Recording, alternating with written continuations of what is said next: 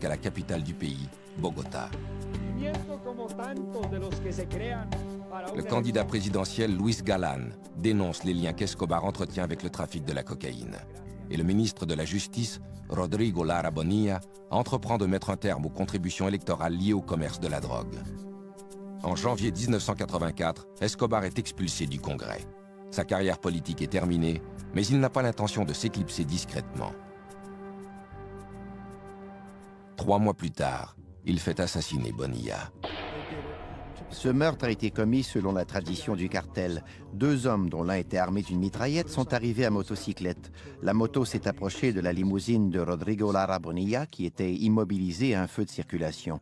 Le type assis à l'arrière a sorti son arme, il a fracassé la glace de la voiture et lui a fait exploser le crâne. Les gens ont réalisé que cet homme venait de tuer un membre du cabinet. L'assassinat de Bonilla a été une étape importante dans l'escalade du terrorisme exercé par Escobar pour obliger la Colombie à se soumettre. Pendant que la Colombie combat le terrorisme financé par les narcotrafiquants, les États-Unis entreprennent leur propre guerre contre les stupéfiants.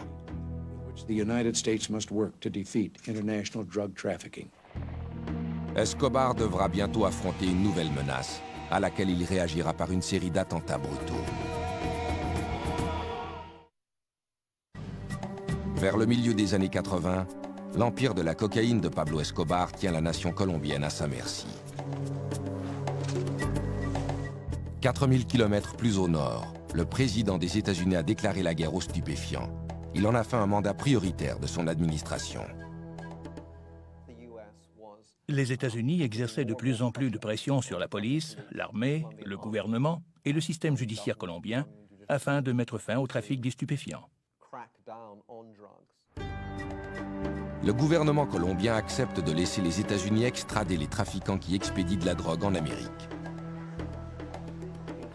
Lorsqu'ils étaient arrêtés et condamnés en Colombie, ils étaient rapidement libérés. De toute façon, ils pouvaient continuer à diriger leur commerce de narcotiques pendant qu'ils étaient en prison. Ils savaient qu'ils ne seraient pas traités de la même façon aux États-Unis. S'ils comparaissaient devant un tribunal américain, ils auraient un procès, ils seraient condamnés et ils croupiraient dans une vraie prison. Ce serait alors la fin de leur entreprise.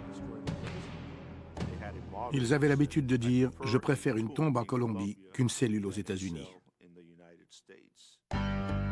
En novembre 1985, Escobar et d'autres trafiquants de drogue décident d'unir leurs efforts et de montrer au gouvernement qu'ils n'ont pas l'intention de se laisser intimider. Escobar fait appel à un groupe de guérilleros de gauche pour lancer un assaut contre le palais de justice qui abrite la Cour suprême de la Colombie. Les guérilleros armés de mitraillettes, de roquettes et de grenades font irruption dans l'édifice et attaquent les juges de la Cour suprême. L'armée colombienne riposte avec des chars et des troupes d'assaut.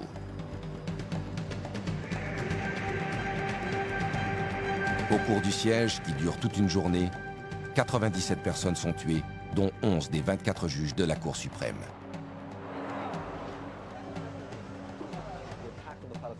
L'assaut livré contre le palais de justice a été un autre moment décisif dans l'histoire de la Colombie. Il a eu un impact à long terme, car il a terrorisé le système judiciaire.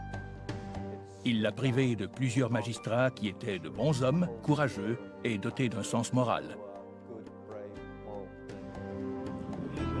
Les guérilleros détruisent en outre les documents d'extradition. Ils ont réussi à convaincre la population colombienne que ces actes de terrorisme étaient attribuables à l'extradition. L'année suivante, la Cour suprême de la Colombie annule le traité autorisant l'extradition. Mais quelques jours plus tard, le traité est rétabli par le nouveau président de la Colombie, Virgilio Barco. Pablo Escobar craint à nouveau d'être déporté aux États-Unis. Il se fait construire des refuges un peu partout en Colombie. Il parvient à devancer les représentants de la loi grâce aux informations que lui fournissent les hauts fonctionnaires qu'il soudoie et les paysans qui lui restent fidèles. Ils alertaient Escobar aussitôt qu'ils apercevaient un hélicoptère ou qu'ils voyaient s'approcher un véhicule de police, ce qui lui donnait tout le temps voulu pour prendre la fuite.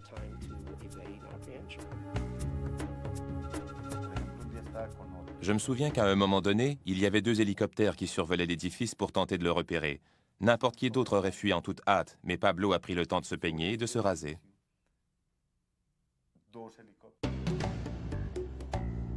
En 1989, alors qu'il est en fuite depuis plus de 3 ans, Escobar tente de conclure une entente avec le gouvernement colombien. Il accepte de se livrer aux autorités à une condition, celle de ne pas être extradé en Amérique. Le gouvernement refuse. Pablo n'apprécie pas cette réponse. Le 18 août, le candidat favori de la campagne présidentielle, Luis Galán, doit prononcer un discours à l'occasion d'une assemblée électorale. Luis Carlos Galán était en quelque sorte le John F. Kennedy de la Colombie. Le peuple l'aimait beaucoup. Il était opposé à la drogue et favorable à l'extradition. Et l'extradition était un sujet de préoccupation constant pour Escobar. Au moment où Galán va prendre la parole, il est abattu par un des tueurs d'Escobar. Cet assassinat bouleverse toute la nation. Les Colombiens ont réagi comme la population des États-Unis l'aurait fait. Un candidat présidentiel très populaire avait été abattu et ils savaient qui était responsable de ce meurtre. Ils ont commencé à considérer cet individu non seulement comme un criminel ou un hors-la-loi, mais aussi comme un ennemi de l'État. Mais Escobar n'en a pas terminé avec le terrorisme. 3 mois plus tard, le 27 novembre, il fait placer une bombe dans un avion de la compagnie Avianca. Le successeur de Luis Galán, le candidat présidentiel César Gaviria, doit voyager à bord de cet appareil. 3 minutes après le décollage de Bogota, l'avion explose, tuant les 107 personnes qui se trouvent à bord.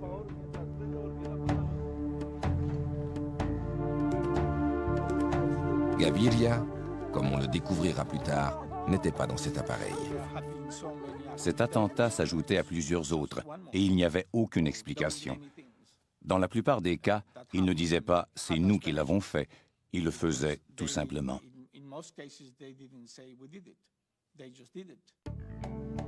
Pablo Escobar était peut-être un monstre de plusieurs façons, mais il n'était pas stupide et il n'était pas fou. Il ne faisait jamais rien sans raison.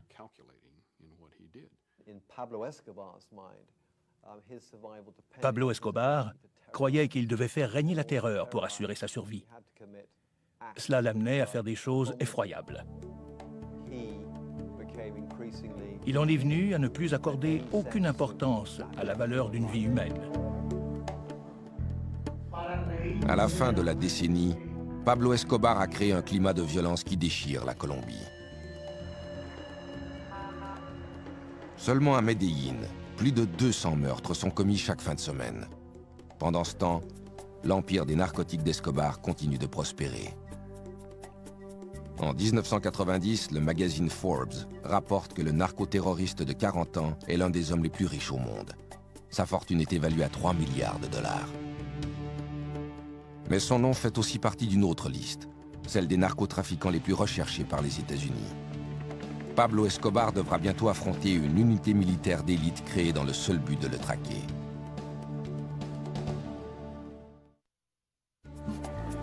En 1990, le narcotrafiquant milliardaire Pablo Escobar est devenu l'homme le plus redouté de la Colombie et le criminel le plus célèbre au monde. Pour tenter de mettre un terme à ses activités, le gouvernement colombien forme une équipe d'intervention spéciale connue sous le nom de Bloc de recherche. Cette équipe se voit confier la mission de capturer Escobar. Elle était organisée par le gouvernement colombien et regroupait les meilleurs policiers des groupes d'élite, des représentants de l'armée et des services secrets, ainsi que des enquêteurs du ministère public. Le bloc de recherche bénéficie également d'un appui de taille, une équipe d'experts en surveillance venue des États-Unis. Ils survolaient la région dans des petits appareils qui ressemblaient à des avions privés Beechcraft, mais qui étaient en réalité des avions espions de 50 millions de dollars. Des antennes et des dispositifs d'écoute leur permettaient de détecter toutes les communications électroniques échangées dans la région. L'équipe de surveillance est souvent horrifiée par la brutalité d'Escobar, qui se manifeste même pendant ses appels téléphoniques à sa famille. Au cours d'une conversation qui a été interceptée, il parlait à sa femme et il lui disait combien il l'aimait, pendant qu'à l'arrière, on entendait un individu hurler. Il essayait sans succès de couvrir le combiné et il criait « Mettez-lui quelque chose sur la bouche ». Puis il continuait de dire à sa femme combien elle lui manquait. Escobar ne reste jamais longtemps au même endroit. Mais lorsque la police colombienne et le bloc de recherche tuent certains de ses associés, le baron de la drogue comprend qu'il ne pourra leur échapper indéfiniment. Il élabore alors un plan. 3 semaines après l'entrée en fonction du nouveau président César Gaviria, en août 1990, les acolytes d'Escobar kidnappent des membres de certaines familles fortunées de la Colombie. Pablo espère que ces familles exigeront que le gouvernement mette fin à l'extradition, ce qui lui éviterait d'être envoyé aux États-Unis pour y subir son procès. Il a enlevé des enfants et menacé de les tuer. Il espérait que certains membres en vue de ces familles, qui avaient déjà été présidents ou leaders politiques, fassent pression sur le gouvernement pour que leurs héritiers puissent être libérés sains et saufs. Le stratagème d'Escobar porte fruit. Pour mettre fin aux enlèvements, le gouvernement déclare l'extradition illégale. Assuré désormais de ne plus être extradé aux États-Unis, Escobar se rend aux autorités le 19 juin 1991. Il a conclu une entente avec César Gaviria, la plus avantageuse de tous les temps pour un criminel. Il a accepté de reconnaître sa culpabilité à un crime relativement mineur. En échange de cet aveu, tous les crimes qu'il avait commis par le passé lui seraient pardonnés. Nous avons tenté de lui démontrer que s'il décidait d'avouer certains crimes, il allait se retrouver en prison, en sécurité. Nous avons sous-estimé le degré de corruption et d'intimidation dont Escobar était capable. Le gouvernement colombien et César Gaviria ont fait la manchette des quotidiens américains en annonçant qu'ils avaient arrêté Pablo Escobar. Et n'ont cependant pas précisé que la prison avait été construite selon les spécifications d'Escobar et qu'il avait lui-même choisi ses gardiens ainsi que les prisonniers qui allaient l'accompagner. La prison, appelée la cathédrale, est construite à flanc de montagne, dans le paysage verdoyant d'Envigado, à proximité des amis et de la famille d'Escobar. À son arrivée, le complexe ressemble davantage à un club sportif qu'à une prison. Il y a fait aménager un terrain de soccer et il a fait construire une discothèque où il accueillait des amis et des femmes pour faire la fête. C'était une farce monumentale. Le plus incroyable, c'est que la police nationale colombienne, dont faisait partie le bloc de recherche du colonel Martinez, n'était pas autorisée à s'approcher à moins de 20 km de la prison. Escobar va et vient comme il l'entend. Il assiste à des matchs de soccer à Medellín et fréquente les boîtes de nuit d'Envigado. La femme et les enfants d'Escobar lui rendent visite régulièrement. La cathédrale leur offre tous les conforts du foyer, y compris une maisonnette construite expressément pour sa fille de 11 ans, Manuela. La sentence d'emprisonnement prononcée contre Escobar est une plaisanterie. Mais le gouvernement a réussi à rassurer la population. Il lui a donné ce qu'elle réclame, la fin de la terreur. Jusqu'à un certain point, Gaviria a réalisé le vœu le plus cher des Colombiens en mettant un terme à ce cycle de violence. Pendant toute son incarcération, Escobar continue de diriger son entreprise de trafic de cocaïne évaluée à plusieurs milliards de dollars. Et il est plus impitoyable que jamais. Il a entendu dire que des membres du cartel de Medellín profitaient du fait qu'il n'était pas constamment en liberté pour le voler. Escobar fait amener ses hommes à la prison. Il les torture en leur perforant les genoux et en leur arrachant les ongles, puis il les tue. Cette fois, Escobar est allé trop loin. Quand la nouvelle de ces meurtres brutaux se répand, les autorités gouvernementales ne peuvent plus ignorer les gestes posés par Escobar. Le 22 juillet 1992, le président Gaviria ordonne qu'Escobar soit transféré à une véritable prison. Mais Pablo soudoie une patrouille de soldats et prend la fuite. Il y avait une blague qui circulait en Colombie. Combien faut-il de soldats colombiens pour faire sortir Escobar de prison? La réponse était un seul pour ouvrir les portes et 5000 pour le regarder sortir. Escobar est maintenant libre, mais il a des ennemis partout et de moins en moins d'endroits où se réfugier.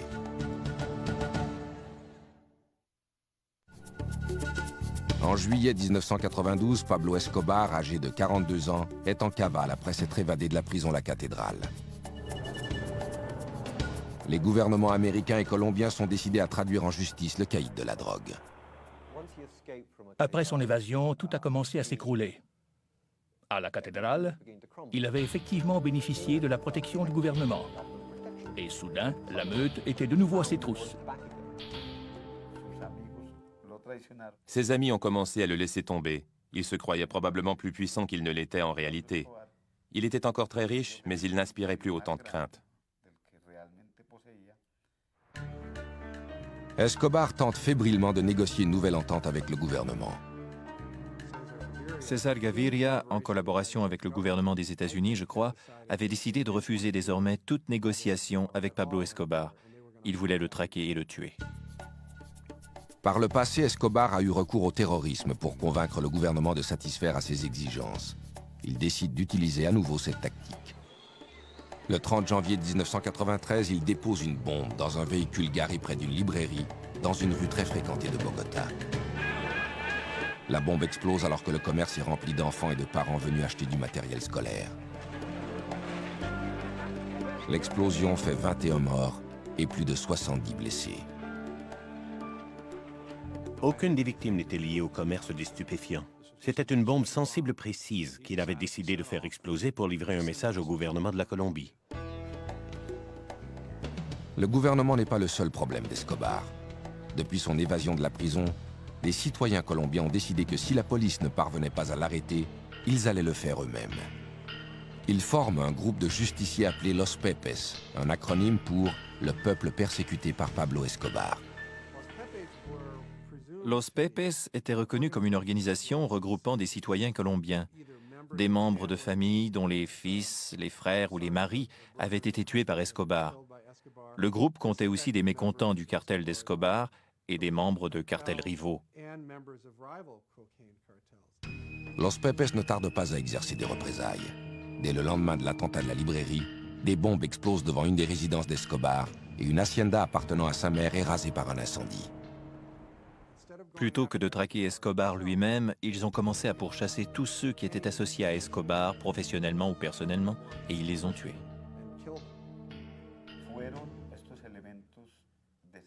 Pablo a commencé à douter de sa propre sécurité.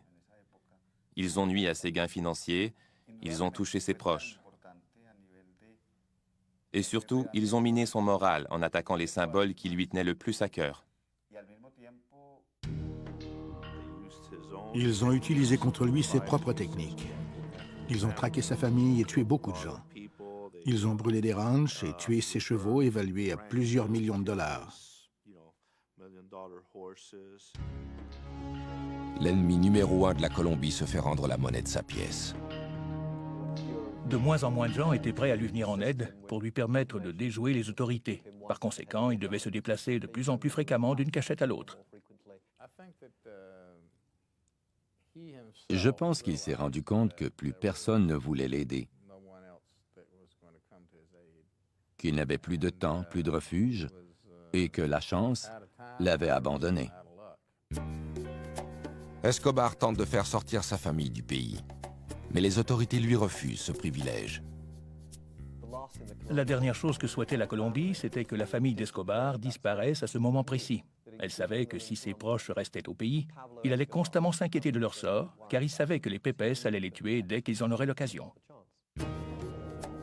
Sa famille était son talon d'Achille. Il voulait la faire sortir du pays et la mettre à l'abri dans un endroit sûr où il n'aurait plus à s'inquiéter de son sort.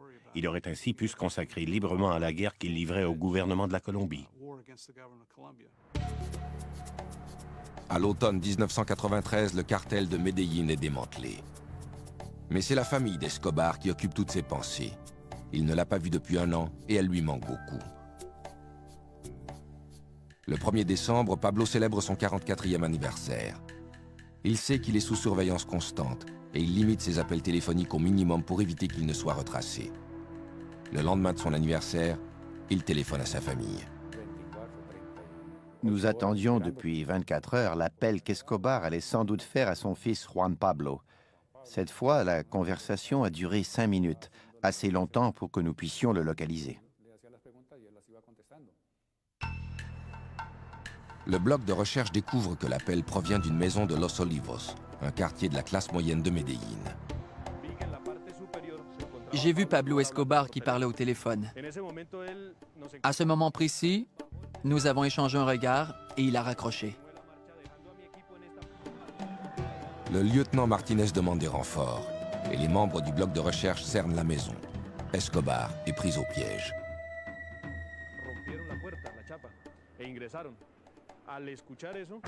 Ils ont enfoncé la porte et pénétré dans la maison. Le garde du corps de Pablo, El Limón, est alors apparu à la fenêtre là-haut et il est sorti en faisant feu sur les policiers. Il a été touché et il est tombé sur le sol. Escobar est sorti par la fenêtre avec une arme dans chaque main. Il tira à l'intérieur et à l'extérieur en hurlant des injures à la police. Il a retiré ses pantoufles et sauté sur le toit. Nos balles l'ont atteint alors qu'il tentait de se relever.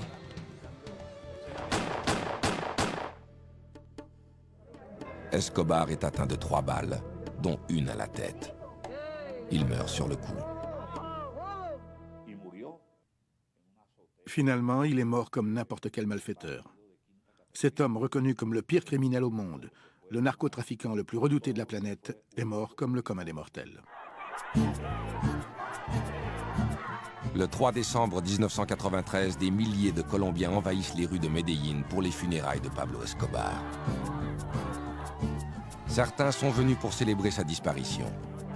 D'autres pleurent la mort du Robin des Bois de Medellín. Le dernier et le plus impitoyable des banditos n'est plus.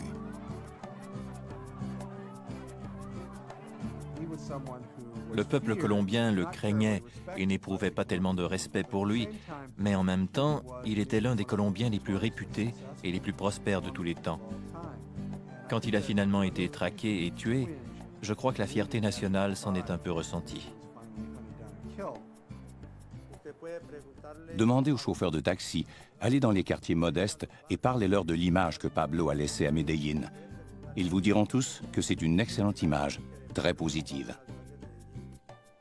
Je n'ai jamais connu de criminel aussi endurci depuis.